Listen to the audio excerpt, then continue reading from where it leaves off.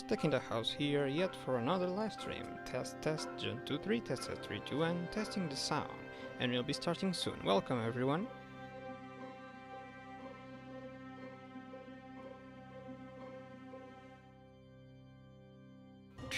As always, it is a pleasure to do these live streams with you guys, and as always, the rule is everyone is free to comment your opinion on the chat or in the comment section down below if you're watching as a pre-recorded video. We'll be starting soon.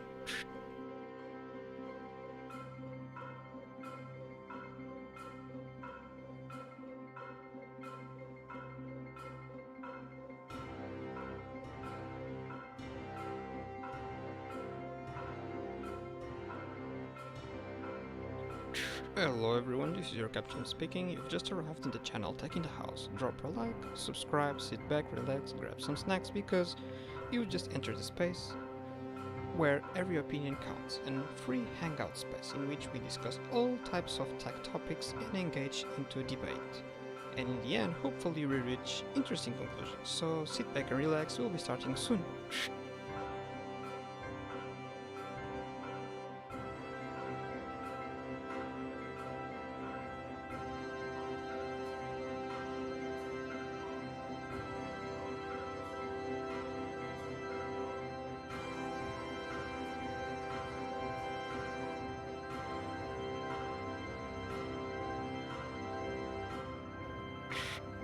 In the program of this live stream, we foresee two articles, one about Meta building the mother of all subsea cables, and another one about a comic on how to watch a baby, literally just a narrative, a story, supposedly, but we'll see when we get there. So sit back and relax, we'll be starting soon.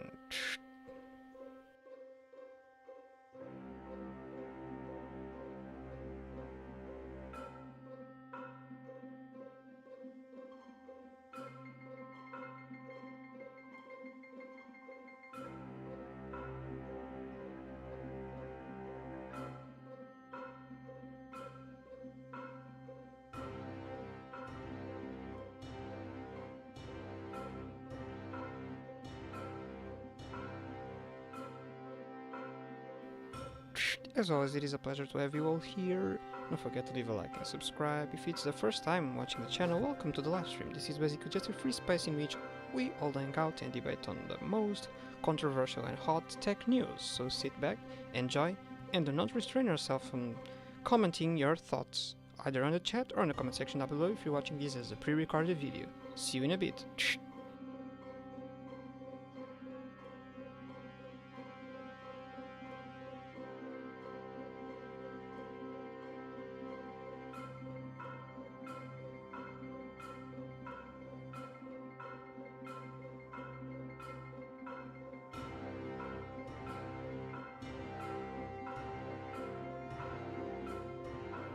This is your captain speaking once again. I'm taking the house, and the forecast for today's flight is crazy tech news with crazy opinions to be debated. So I'll be sending you guys now to the pause screen.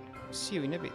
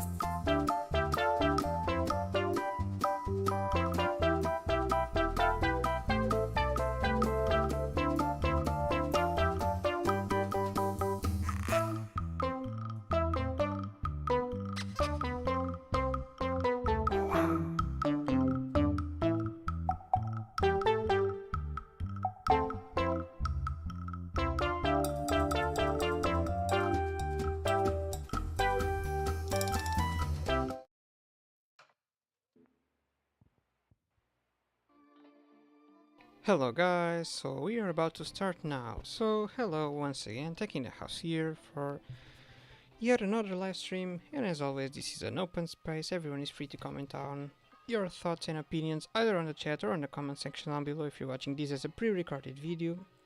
As always, this is just a place to hang out, so sit back, relax, and for today, as you've seen already by the title, we have two articles, one of them about how Meta is building the mother of all subsea cables, and another one is basically just a comic. It's still on the regular websites that we use for these live streams, The Verge, but it's just a comic that relates to monitor surveillance on how to watch a baby, something like that.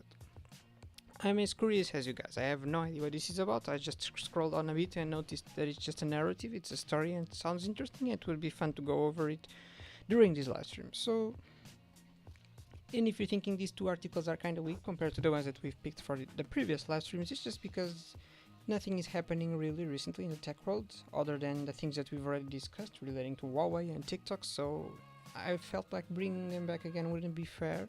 So I just brought these ones that, despite being less interesting, are still kinda new, not addressed before in these live streams, so therefore we can still keep things interesting. So don't forget to leave your like as always, or subscribe, and we'll start. Let's get right into it. So apparently Meta is building the mother of all subsea cables. The network cable will reportedly span the globe while avoiding geopolitical hotspots and cost $10 billion. So this is a very interesting subject, the subsea cables. Not everyone is aware, but the internet, or the so-called World Wide Web, is actually physically connected by cables that go underwater, the so-called subsea cables. And these cables extend across countries and across oceans, kind of just like planes' trajectories and paths. And yes, this is how we keep the World Wide Web running. If one of these cables would get damaged, that would bring problems to the country that it provides access to. And yes, apparently Meta is trying to build a new subsea cables, or the mother of all subsea cables. Apparently, we don't know to what extent. What do they mean by mother of subsea cables? Is it a cable that will be faster than any other previous cable, or is it a cable that will be bigger than any other previous cable? We need to understand what are they trying to quantify by calling it the mother of all subsea cables, or perhaps is it a cable that it's gonna make all cables, or like render them unnecessary? We don't know. Let's see. I'm curious. It's interesting, and Meta clearly is a company with the money to engage into these types of endeavors. So let's see what will happen.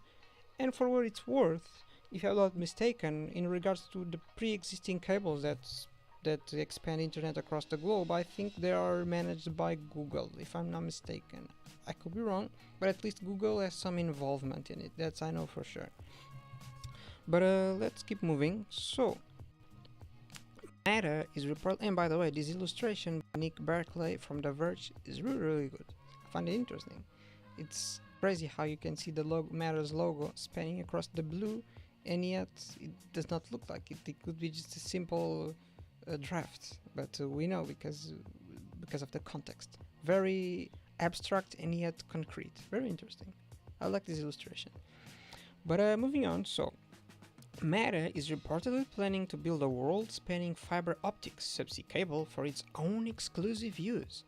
According to the TechCrunch, the $10 billion project will create a new 40,000 kilometer, about 24,850 miles, cable network around the world that avoids areas of geopolitical tension, where subsea cables have been sabotaged, such as the Red Sea, the South China Sea, Egypt, Marseilles, the Straits of Malacca, and Singapore.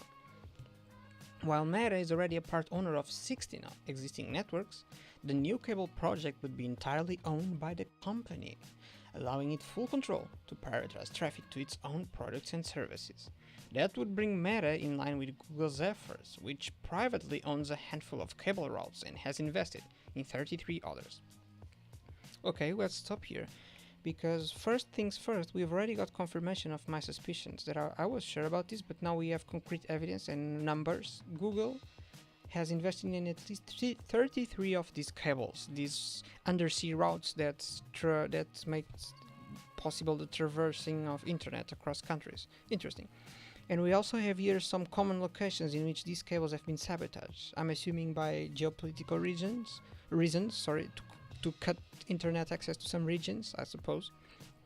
But one thing that struck me the most in this snippet that we've just read is the fact that this cable made by Meta, opposite to the other cables as far as we know, it would be for their own exclusive use. It would be something for their own exclusive use. Now, while the article does not specify what we mean by this, we can predict that it would be something related to their interests, of course, and therefore their services would be, at least this would be the minimum thing that would happen, is that their services would have priority over other things trying to traverse through the cables. But is that a good or a bad thing? I mean, from my point of perspective, from my opinion, I think these cables are too much of important things to be owned by companies. I would say they should be owned by rather organisms, maybe government regulated organisms, something more impartial, I would say, not geared towards personal goals. But let's continue. Let's see what else do we have here. Excuse me, I've just scrolled down too much. Okay, here we are. Subsea cable expert Sunil Tagare first reported on Meta's plan to build the mother of all submarine cables, dubbed W for its shape, back in October, estimating that the effort would require a 10 billion investment and likely take between 5 to 10 years to complete. TechCrunch says the plans are still in the early stages, and that Meta is expected to reveal more, such as the capability, intended route, and why it's privately building the cable, sometime in early 2025. The rumored route for Meta's undersea cable would span from the US East Coast and back to the West Coast via connection points in India, South Africa, and Australia.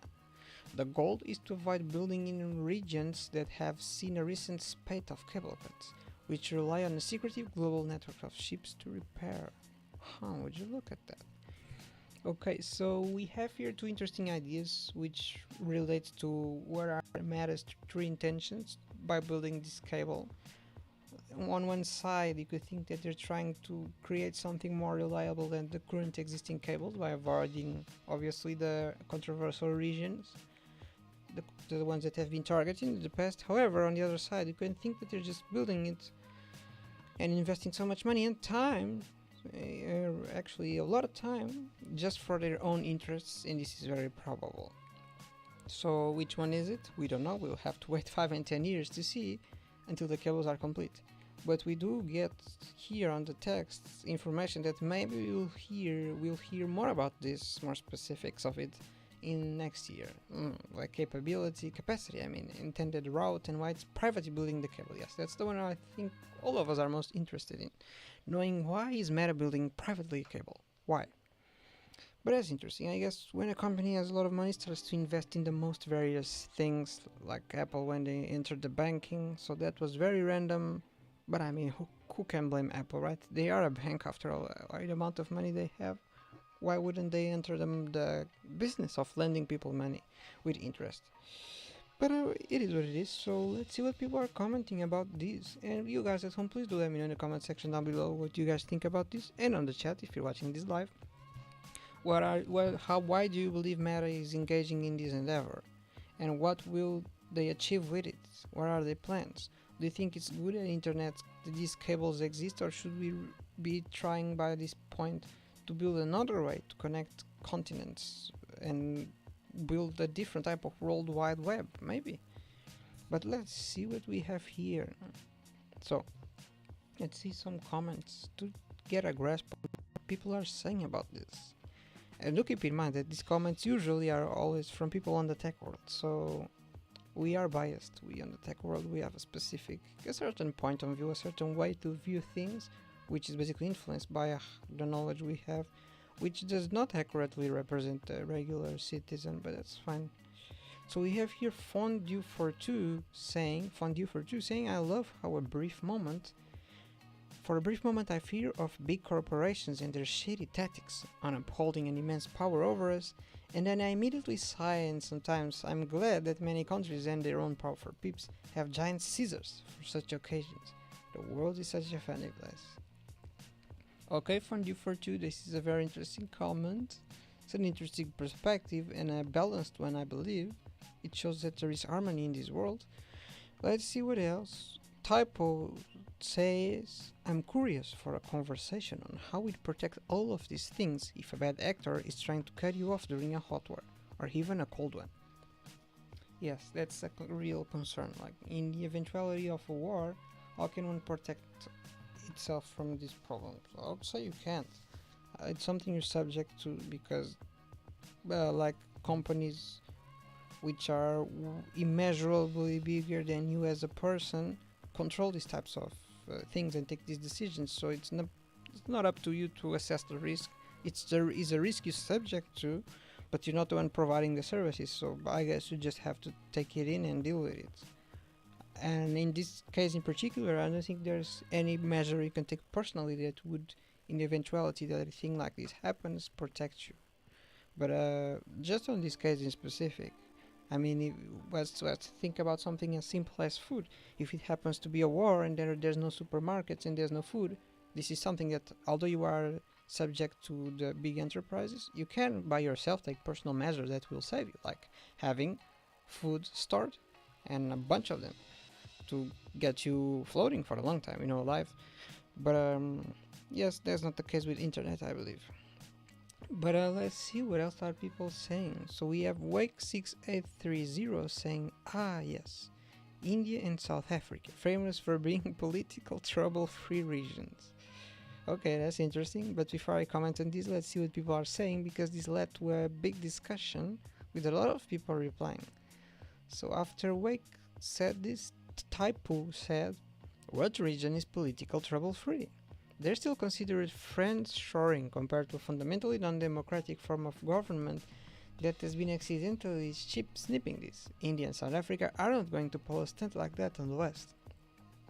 To what then Wagaf said, India had been organizing assassination campaigns against political opponents in various Western countries, including the US. They would absolutely sabotage a cable if it became their interest to do so, even a Western cable. It's just that for now it's not their interest to do so, at least less than other countries. To a Typo then replied, I'm curious what you imagine the US does when a country hasn't done anything about someone fomenting terrorism and separatism on their soil, despite dozens of warnings about it. What has the US done thousands of times in those instances, particularly in the case of Canada, where these groups were responsible for the worst terrorist incident ever to hit the US? It's only a novelty of news when a brown country has flipped the script, and at the same time Canadian intelligence itself has come out and said they had no inclination that it came from the top. I was just an interjectment to suggest that. Now, to what Wagaf said, do you realize US citizens, even living abroad, have constitutional free speech protections and would not be retaliated against for political activities? This kind of Indian government propaganda essentially confirms that India is absolutely doing these assassinations, which they lied about in public multiple times, and they would have no problem sabotaging a cable. And then RWELO114 said, the US doesn't attempt to assassinate citizens in different countries for their free speech. What kind of mental gymnastics is this?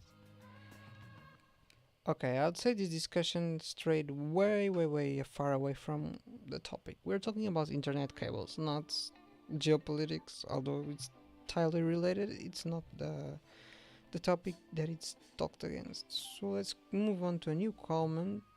We have here Vaguely Human saying, oops, accidentally left my anchor out while backing up my cargo ship. While this is a funny vision, I believe this is not something that would happen. This is more like a cartoonish imagery. I don't think a ship can be navigating and then drop an anchor and break one of these cables.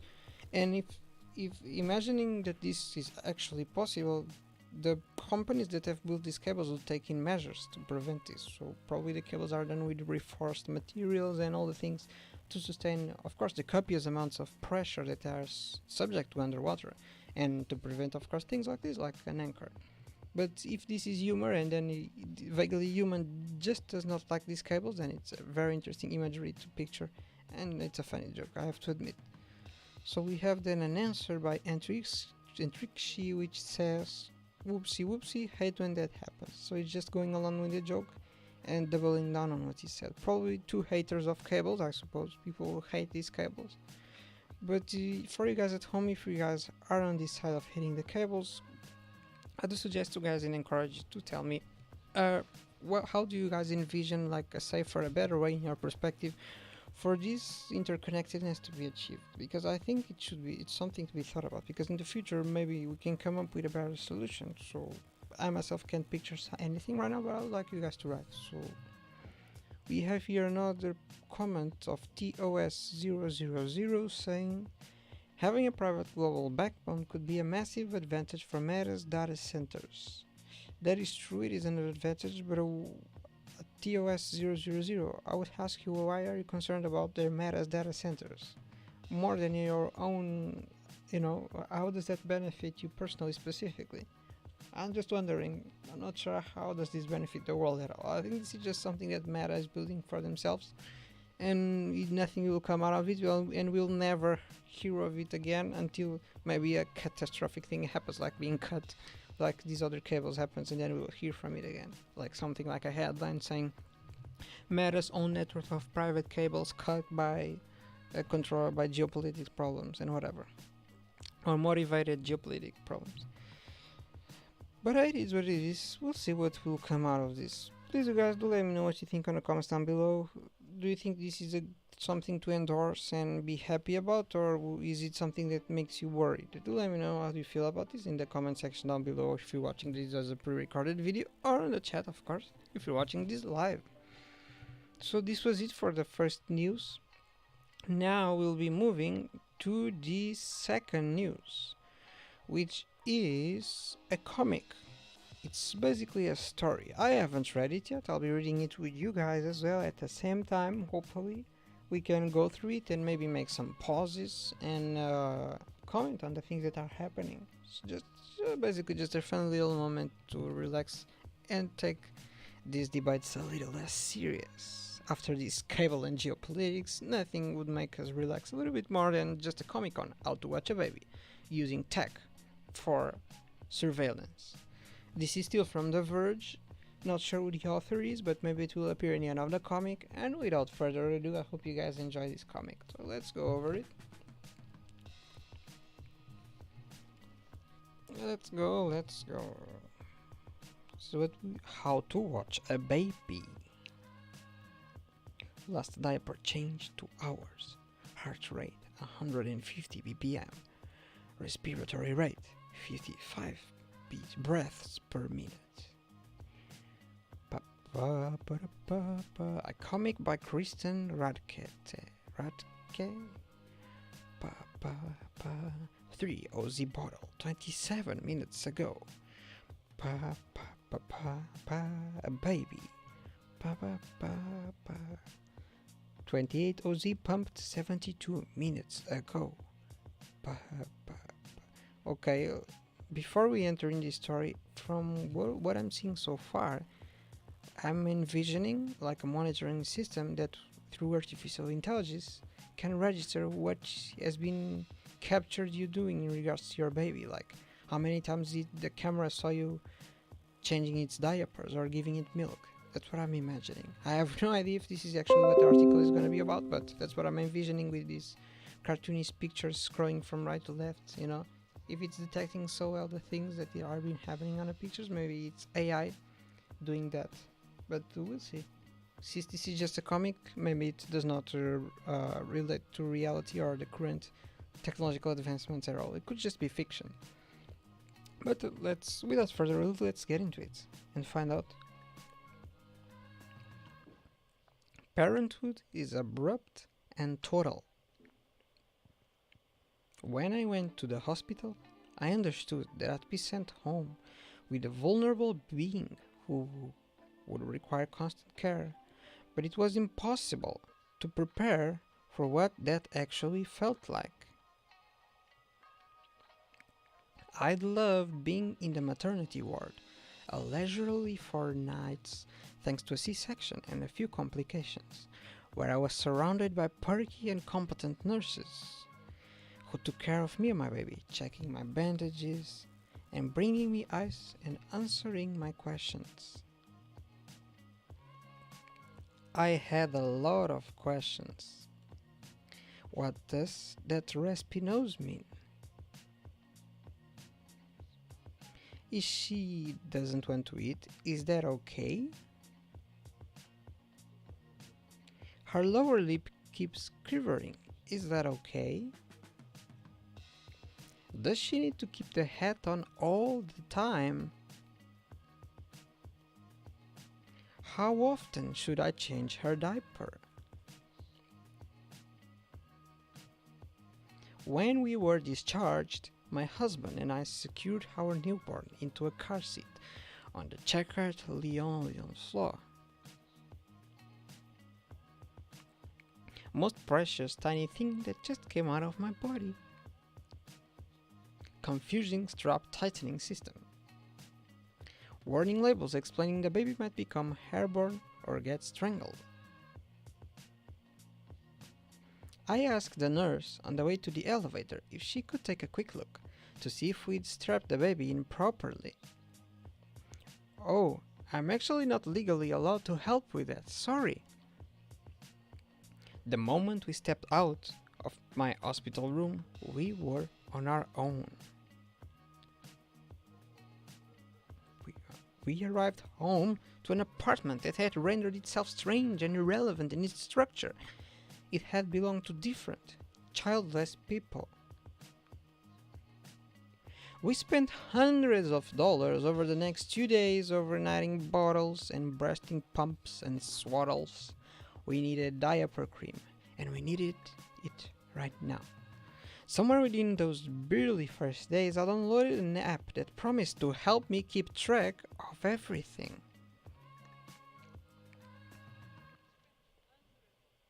Sleep, 19 minutes ago. Feeding, 15 minutes ago. Diaper, 2 hours and a minute ago. Pumping, 3 hours ago. Bottle, schedule, bottle, pump. There are dozens of them available for free or subscription, where caregivers can log how many ounces of milk their baby drank, or how long they breastfed, how many minutes or hours a child slept, and when they last had a bath, or their diaper changed. Breast, pumpled, bottle, 3 p.m., 4 p.m., 5 p.m. The reasoning behind this cataloging is pretty simple. A baby's health is often determined by its regularity, how much the baby consumes, how much the baby excretes, how much the baby sleeps. 8 p.m., 9 p.m., breast, pump, bottle, 10 p.m., 11 p.m., 12 p.m., a.m., pump, bottle, mixed, diapers mixed. When things deviate from the norm, it can be a sign that something is changing or that something is wrong. The baby is sick. The baby has an allergy. The baby is not getting what she needs. 6 a.m., 7 a.m., pump, bottle, mixed, breast, pump, mixed, breast, mixed, breast. When a child is cared for by more than one person, she can be handed back and forth between 2 or 3 tired people without a lengthy explanation of how much she slept or eaten. We can just check the app. 5 p.m., 6 p.m., 7 p.m., breast, mixed, bottle, pump. I was a woman of advanced maternal age, which means I'd taken a very long time to decide that I wanted to be a mother. And now that I was one, I wanted the data. And the data was adorable. Hello Easy had a little poo and a little pee. Wednesday, August 20th, 2013 for 35 p.m. Color: green. I opened the app dozens of times throughout the dreamy yet punishing expanse of a day. The tracker neatly converting our care back into minutes and hours, which had otherwise lost all meaning. There were so many mistakes that I could make, but the data was unimpeachable.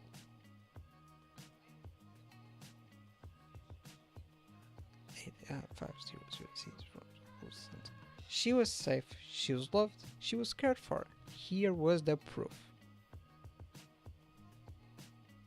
But a lot of my friends didn't feel like they needed an app to keep track of their babies. Tara, proud to say that I avoided this. I'm too lazy to track my baby's every poop and nap, plus it just seems absurd. And I know it would exacerbate my already spiraling postpartum anxiety. I was so tired and overwhelmed, I wouldn't have been able to keep on top of tracking, and the last thing I'd wanted is to be obsessing over what some metric means. And some who did so more aggressively than I ever did. Lee Ha is a project manager at an education and social impact firm who spent 10 years working in operations at elementary schools, experience she calls a Venn diagram of thinking about kids and data. When she became pregnant with her son, she approached the pregnancy with the same tools she used at work. She describes her baby's data as well, a well of private joy.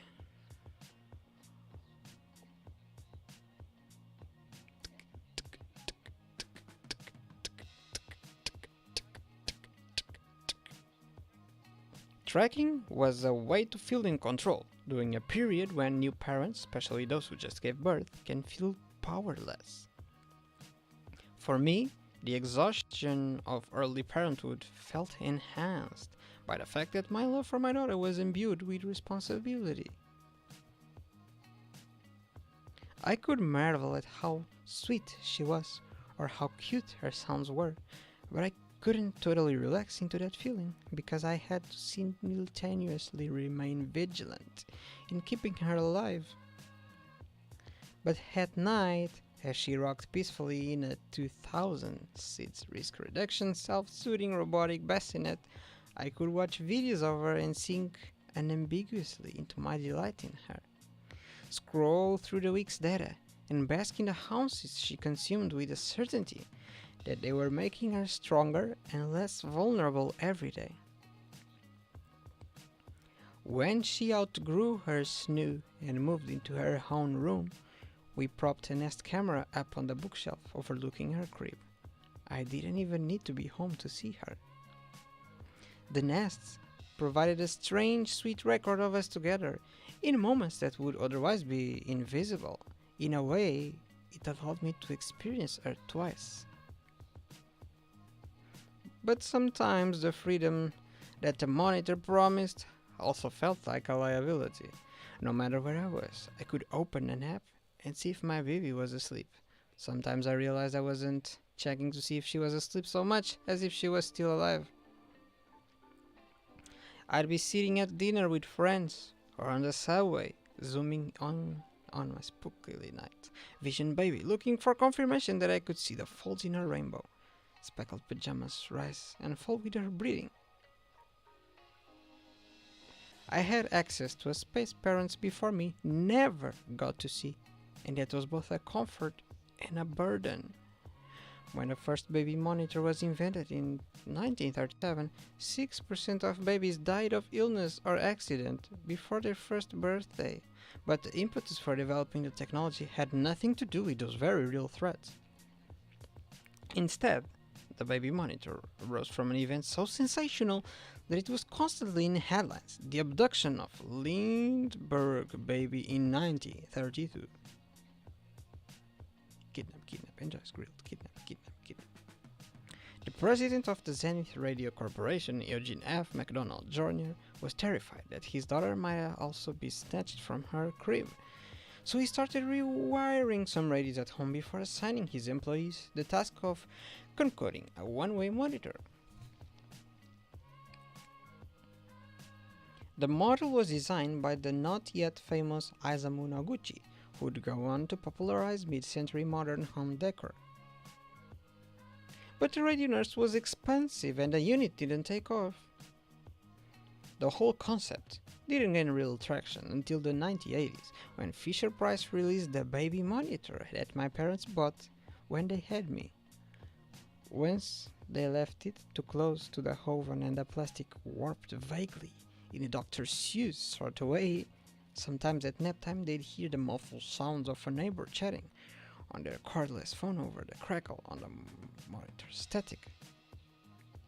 I couldn't relate to McDonald's fear of child abduction, but there were so many things to be scared of.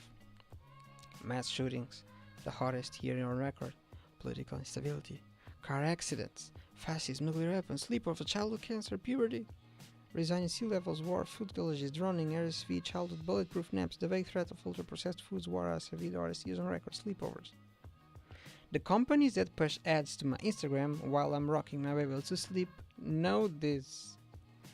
They capitalize on the fact that there is no greater loss than that of a child, that even imagining it is utterly unbearable for most parents, and that we'll often shell out as much money as we're able to give ourselves some semblance of hope that we can control the untamable world into which we've born our children. When Chloe and her partner had their first child, they bought a monitor that promised peace of mind. Miku Smart Baby Monitor provides baby sleep analytics, movement alerts, tracks respirations per minute, analyzes and stores data to build a bigger picture of your child's behavior over time. She found most of the Miku's features unhelpful. It constantly gave off false alarms that their son had stopped breathing, but she became fixated on its motion detection. If my mom or my partner would do his routine, I could see how they were doing it and I could critique it. Sometimes, when her husband put their baby down at night, she'd watch me on the monitor and see him take a phone call or respond to an email while he stood next to the baby's crib, and it enraged her. He'd gone back to work much earlier than she had, so she'd created all the systems that maintained their son's daily rhythms. 3 was the specific way I wanted things done, and the only way I knew he was deviating from it was because I could see and hear it on the monitor. Her husband wasn't putting their son into danger when he looked at his phone, but it was still painful for her to witness. I would sit and feel so much sadness and grief, like, oh my god, this is the only time you have with a baby, how could you be on the phone? Do you even love this baby? I would be holding him to standards that I didn't keep myself. I remember being glad that there was no one monitoring me. Chloe's desire to surveil her baby only increased after she returned to work.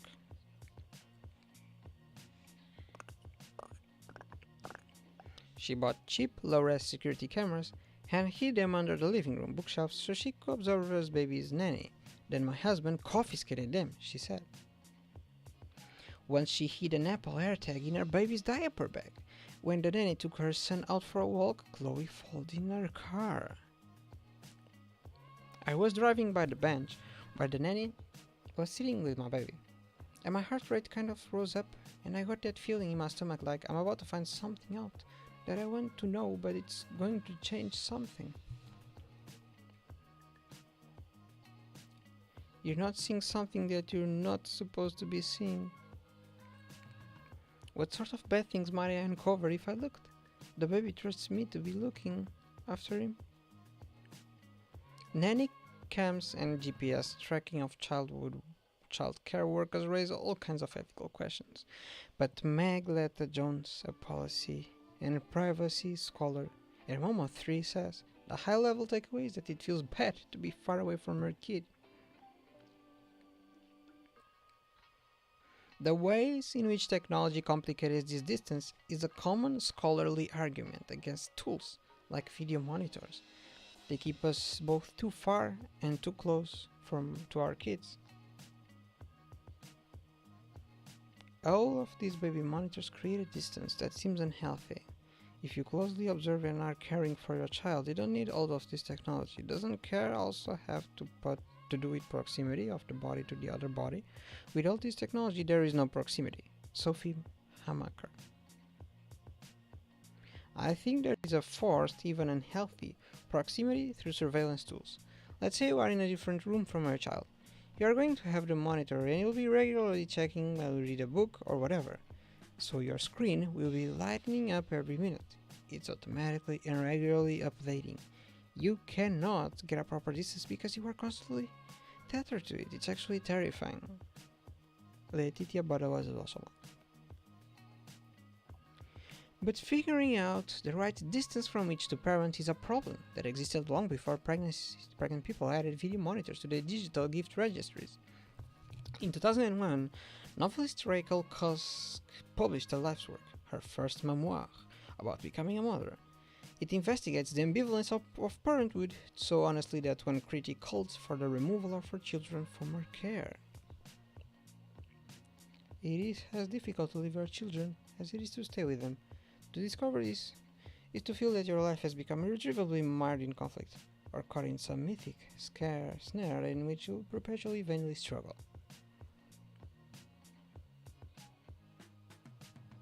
I've felt this struggle since the beginning of my pregnancy, when I couldn't rationalize my inability to walk away from my role as incubator, even for a moment pop off my belly for a quick burst of relief and a bloody steak or a martini. I understood then and now, as a parent, that it is my consummate duty to keep my child safe. But I remain suspicious of the narrative that my biologically imbued motherly intuition is always and only the strongest force in ensuring her care. What if surveillance can provide relief from the demands of parenthood that are otherwise so mind-bendingly total? 10 months after my daughter was born and I'd undergone the categorical shift from woman to mother, I stood at a backyard party a few miles from our apartment, where her father had just put her to bed. I'd spent the day with her. She'd eaten watermelon and gotten magnificently sticky and coated in its juice. And now I was out on a perfectly New York night without her. At some point in the evening, I reflexively slipped my phone from my pocket, opened the Nest app, and popped it up next to me so I could occasionally glance over and see her, asleep in her crib. It wasn't as if I thought I needed to watch my daughter on camera to ensure that she was safe and happy. I knew rationally that she was fine. But witnessing the content curl on her tiny body took away any vague guilt I had about being present somewhere without her, which was perhaps a bigger problem than whether or not I had a video monitor. The most consistent echo I heard from other parents who used baby tech were the same questions I asked myself when I reached for the monitor at 3 a.m. to watch my daughter's breathing. Am I doing this because it's helpful, or just because if it's available?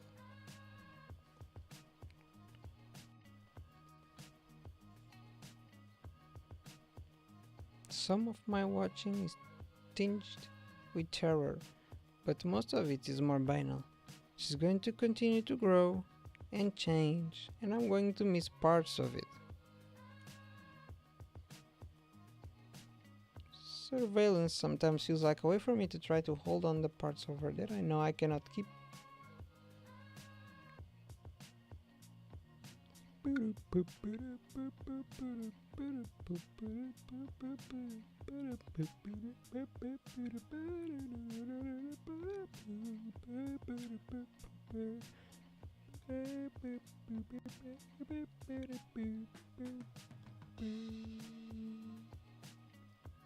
Okay, so this is the end of this narrative. So a lot to unpack. So this is interesting. So this is a very profound narrative. I liked how the story was taken slowly and how it included real perspectives portrayed by real people. So it was not fiction, it's completely based on reality. And it addresses a very important issue that parents seem to be dealing with, these new age parents. So obviously, as we already know and we talk about it all the time in the channel, we are currently living in a heavily influenced tech world. There's almost nothing that we do on our daily lives that does not involve tech. And it doesn't even need to be just our smartphones. It can be things indirectly affecting us. It's out of our control at this point. Like the coffee shop you go to is using tech. Your banker is using tech. Tech is everywhere and you can't avoid it. But for the ones who used to deliberately use tech and hold it on your pockets, one way to do it is to have a monitor, in case you're a parent, to check on your children. And this raises a lot of concerns, from emotional impact, the impact of monitoring our children in itself. Is it as accurate as being there? What are the long-term effects in terms of how you feel about your baby, or the long-term effects on how your baby feels about you as a parent as well in the long run? If we think about this, and just like this story has addressed it, these types of monitors give you a way as a parent to be present without actually being present. You get to see how your kid's doing without actually being there for him. You can see him, but he can't see you. You feel present, but he doesn't feel your presence. So in some way, this feels like an incomplete way of human interaction, and it's got to have repercussions on the long run. So from my point of view, of course, this is my opinion and from my perspective, I would say that this would be the certain types of technologies that should be used with caution and not regularly and with as much restriction as possible, in the sense that should not substitute the like real life checking of your baby and being with him and playing with him and checking on him and your physical presence in itself. It shouldn't substitute that. Just like I also believe like the digital world that Meta is trying to build out also shouldn't substitute the actual physical world. Like I don't think meetings should be migrating to virtual meetings in virtual world with Avatar, because again the presence component gets lost. But this is my thoughts. Of course, you guys at home, please do let me know what you guys think about this, either on the chat if you're watching this live, or on the comment section down below if you're watching this as a pre-recorded video. Do you think these monitors can pose a danger in the future? Do you think they might be to some extent influencing the creation of a new generation, regarding of course long-term effects of being present but your children not knowing you there, but in a way that you're just watching through a camera? I would say so. I would say the modern world in itself is shaping the youth in many ways, not just this specific tech related to babies, but in many other ways. But it's always an interesting point to talk about, and there's a bunch of thousands of different directions in which we go for to kind of debate this. But I'm not gonna try to defend my point, in the sense that it's just my opinion and I'm really open. So that's why I encourage you guys to always comment down below your thoughts on the chat or in the comment section down below. So this is my perspective. I think all that it's this digital kind of as things that these digital features that allow to some extent to replace what is done physically should be used with moderation. That's my perspective, both for virtual reality and all those things, as well as surveillance in baby monitors. But of course there is also the other side of the coin. We can't ignore that this thing can indeed pose a safety measure if something were to happen, like a threat to the baby's security. You'll be able to catch a threat on camera, and then you can protect the baby in real time, because you know what's happening in real time. But of course, there's always going to be advantages to this technology, because hopefully it was created with good in mind. But yes, I think moderation is key in this case. But you guys, please let me know what you guys think about this. Did you enjoy this little comic by The Verge? I enjoyed a lot. I think it was very representative of the reality nowadays and very pertinent. So congratulations to the creator of this comic, which is, let's just go back, we saw it in the beginning, Kristen Radke. Thank you for this comic. I enjoyed it a lot, and I think everyone did as well. So this is enough for live stream. This was the 2 articles that I had for today, guys. So this is literally the end of the live stream. Thank you for joining once more. Don't forget to leave a like and subscribe if you're new to the channel, and when more of these tech hangouts to discuss tech topics, controversial things that are shaping the world and the current environment nowadays. As always, thank you for joining me. Do not forget to leave your thoughts and comments either on the chat if you're watching this live, or in the comment section down below if you're watching this as a pre-recorded video. I will read and answer to them, I can guarantee that. Thank you for joining. I'm Techinthehouse, and as always, you already know that I'm gonna send you to the space screen, and then the live stream will eventually collapse. Thank you for joining, and see you on the next live stream. I'm Techinthehouse, and I'll see you next time.